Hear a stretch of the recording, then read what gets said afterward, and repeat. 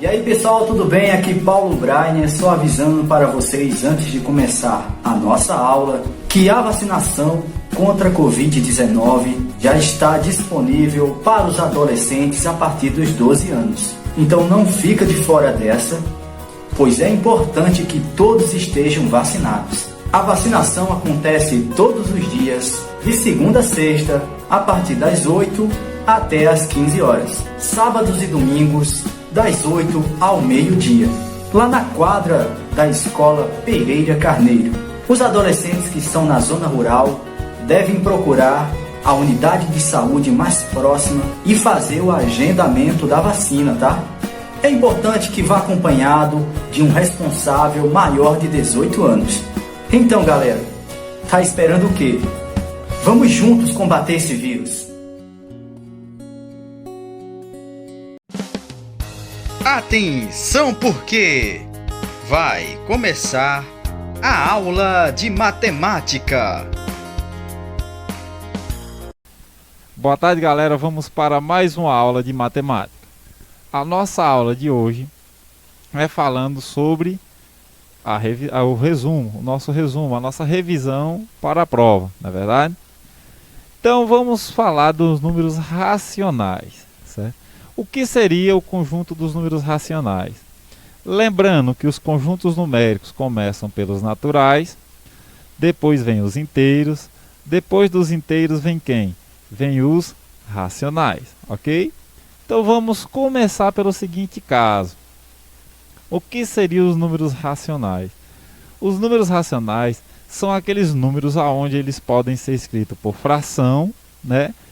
E são dízimas periódicas, ok? Então ele diz, ó, todo número racional ele pode ser escrito na forma de fração. Ou seja, tem uma fração, posso escrever com números decimais finitos, né?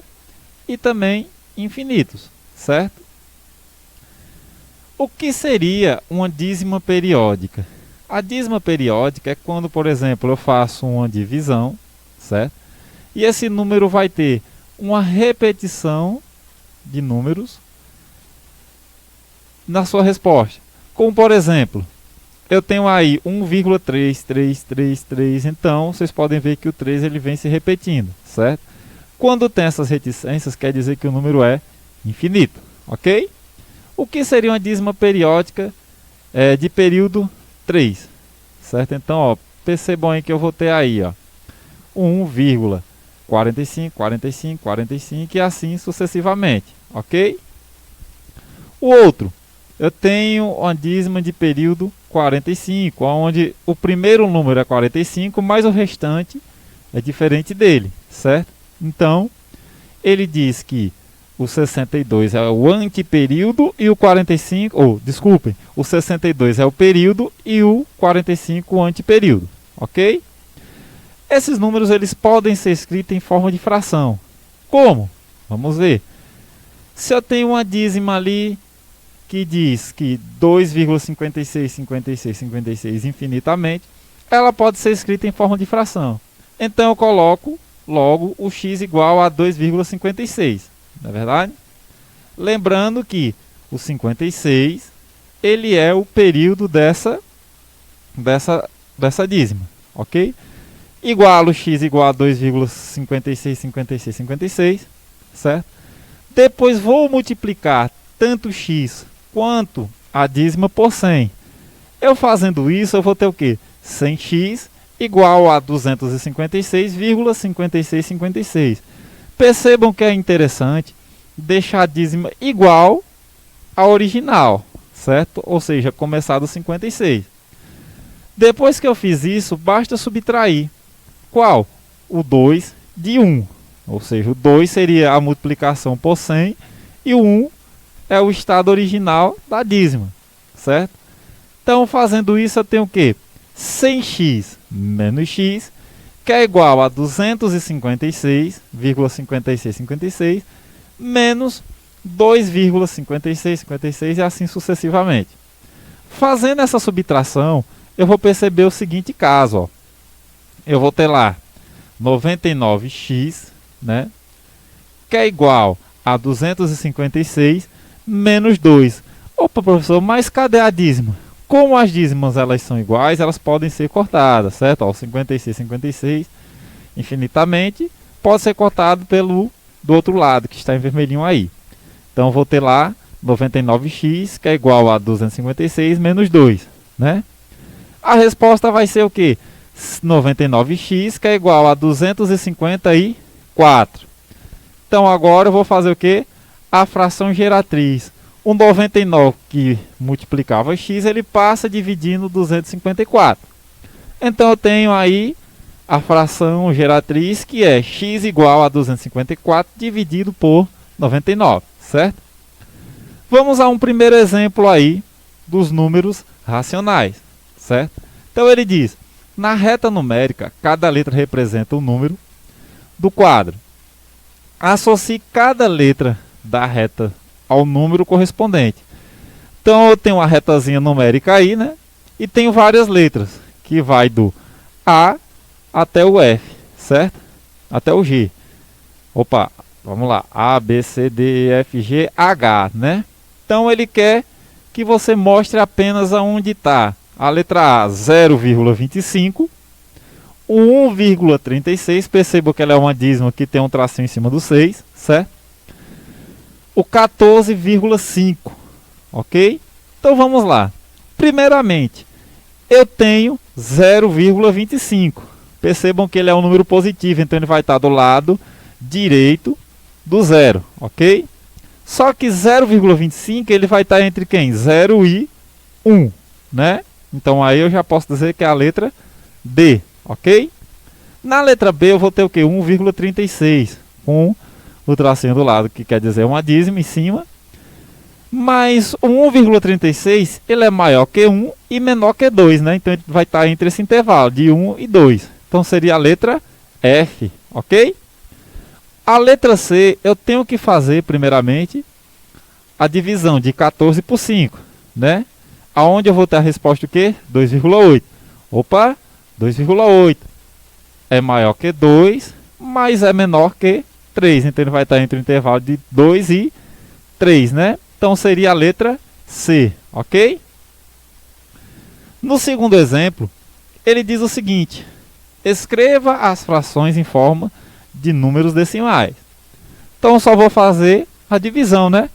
19 dividido por 4 vai dar 4,75. Beleza.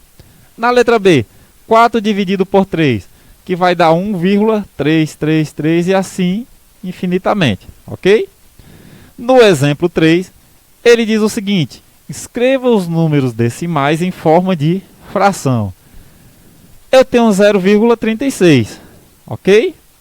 E na letra B eu tenho 9,75. Na letra A eu vou fazer o seguinte: 0,36 eu posso fazer a divisão dele por 100, né? Dividindo ele por 100 ali, vou fazer a simplificação, ok? Primeiro eu faço a multiplicação de 0,36 por 100, depois eu divido ele. Então vai ficar 36 dividido por 100, né? Vou simplificar ambos por 4, lembre-se disso. Se eu simplificar o 36 por 4, o 100 obrigatoriamente também tem que ser simplificado pelo mesmo número, que é 4, né? 36 dividido por 4, 9. 100 dividido por 4, 25. Então, tenho que a fração de 0,36 é 9 sobre 25, ou 9 dividido por 25, ok? Na letra B, eu vou fazer a mesma coisa, ó. Para tirar essa vírgula aí, multiplico ambos os lados, ou já sei que 9,75 é a mesma coisa que 975 dividido por 100, não é verdade? Tenho 975, número terminado com 5, e embaixo 100. Então já sei que vai ser um número múltiplo de 5, né? Então divido em cima por 5 e embaixo por 5. Vai ter o que? O seguinte caso: 195 sobre 20. Mas aí eu posso fazer outra simplificação por 5, né? Lembrando que se eu dividir o de cima por 5, embaixo também tem que ser por 5, né? Então vai ficar o quê? 39 dividido por 4, ok?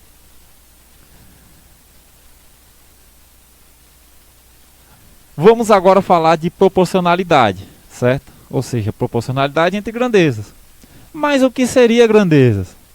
Grandezas é tudo aquilo que pode ser contado e medido, né? Como, por exemplo, o tempo, a velocidade, comprimento, preço, idade, temperatura e alguns outros a mais, certo? As grandezas, elas são divididas em diretamente e inversamente, certo? Primeiramente, vamos falar sobre as grandezas diretamente proporcionais. Então, são aquelas grandezas onde a variação de uma provoca a variação de outra, numa mesma razão. Como, por exemplo, aí, ele diz, se 3 cadernos custam R$8, o preço de 6 cadernos custará 16. Então, o que vai acontecer aí? Se eu tenho 3 cadernos e dobro o número desses cadernos, ou seja, vai para 6, o valor em dinheiro também vai dobrar, não é verdade? Depois, de 6 para 12, eu não estou dobrando o valor de 6, né? Então, vou dobrar o valor também em dinheiro. Se eu tenho 6 cadernos, vou para 12, R$16 ele vai para 32. E assim sucessivamente, ok? No caso de grandezas inversamente proporcionais, diz o seguinte: ele diz que uma grandeza é inversamente proporcional quando operações inversas são utilizadas nas grandezas, como por exemplo, se dobrarmos uma grandeza, temos que dividir a outra por 2. Se triplicarmos uma grandeza, dividiremos a outra por 3. Vamos lá. Para encher um tanque, são necessárias 30 vasilhas ou baldes de 6 litros. Cada uma, se forem utilizadas vasilhas de 3 litros, quantos baldinhos serão necessários? Vamos lá. Então tem lá 30 vasilhazinhas, né? Com 6 litros. Beleza. Mas percebam o seguinte: agora ele dividiu esses 6 baldes, os litros dele. Passa a ter apenas 3. Não é verdade? Mas se eu diminuo a quantidade de litros desse baldinho, né? Eu vou perceber que eu vou demorar mais tempo e vou necessitar de mais vasilhas, né? Porque eu estou dividindo a quantidade de litros por 2. Então eu vou ter que aumentar a quantidade de vasilhas. Então, quando aumenta-se um e divide o outro, eu tenho que uma grandeza inversamente proporcional. Então percebam, 6 litros diminuir para 3, dividir por 2, não é verdade? Então, o outro lado eu tinha 30 baldinhos, eu vou ter que fazer o quê? Multiplicar por 2 para ter a mesma quantidade de litros, ok? Vamos aos exemplos. No primeiro exemplo, ele diz o seguinte: andando a 30 metros por segundo, João demora 2 minutos para chegar à escola, certo? Se andar a 12 metros por segundo, quanto tempo ele levará para completar o percurso? Então perceba o seguinte, vamos lá. Ele andando a 30 metros por segundo, ele demora 2 minutos. Mas percebam que agora ele diminuiu a velocidade, né? Foi de 30 para 20. Percebam que o tempo vai aumentar, não é verdade? Diminuiu a velocidade, então o tempo tende a aumentar, né? Com isso eu vou ter aí uma regra de 3, aonde eu vou multiplicar 30 por 20, ou 30 por 2, e 12 por x, né? 30 vezes 2, 60. 12 vezes x, 12x, ok? O 12 está multiplicando o x, ele passa dividindo o 60, ok? Então vai ficar 60 dividido por 12, que vai dar 5 minutos. Então, perceberam? Diminuir a velocidade vai aumentar a quantidade de tempo, ok? No exemplo 2, ele diz: Pedro tem uma piscina em sua casa, que mede 6 metros de comprimento e comporta 30.000 litros de água, certo? Seu irmão Antônio decide também construir uma piscina com a mesma largura e profundidade, mas com 8 metros de comprimento. Então ele aumentou o comprimento, não é verdade?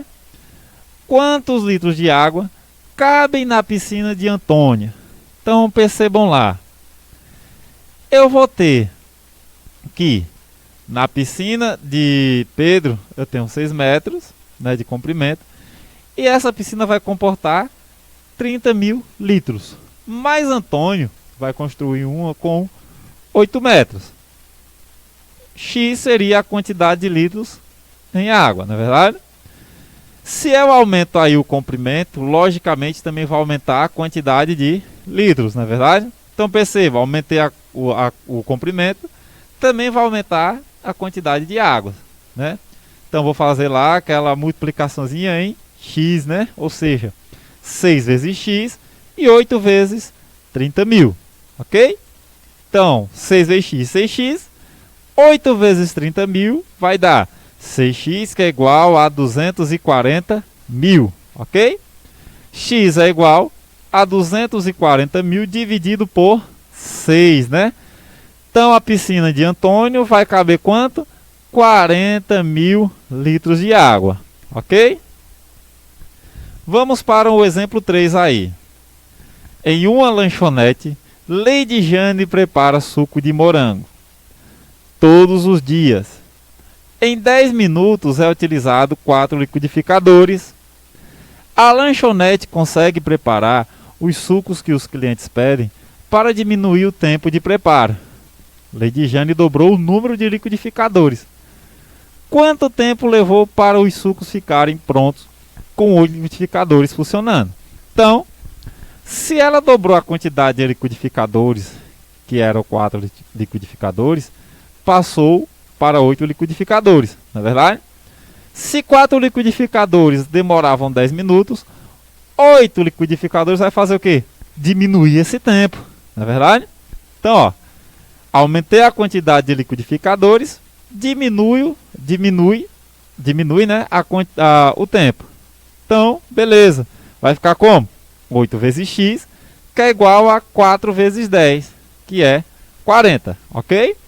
Só lembrando, o 8 passa a dividir no 40, então esse tempo diminui, né, ó, de 10 para 5 minutos, ok? No exemplo 4 ele diz: para fazer um determinado serviço, 5 engenheiros levaram 40 dias. Ó, 5 engenheiros, né? Então, em quanto tempo 10 engenheiros fazem o mesmo serviço?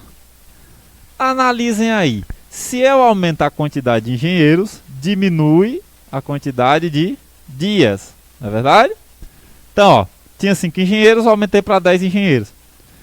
40 dias ele vai diminuir, não é verdade? Então, seria também uma grandeza inversamente proporcional. Então vai ficar 10x, né, que é igual a 5 vezes 40, que dá 200. O 10 que está multiplicando o x passa a dividir no 200. Ficam o quê? Apenas 20 dias. Então 10 engenheiros levarão 20 dias, ok? É isso aí, galera. Boa sorte nas provas e até a próxima.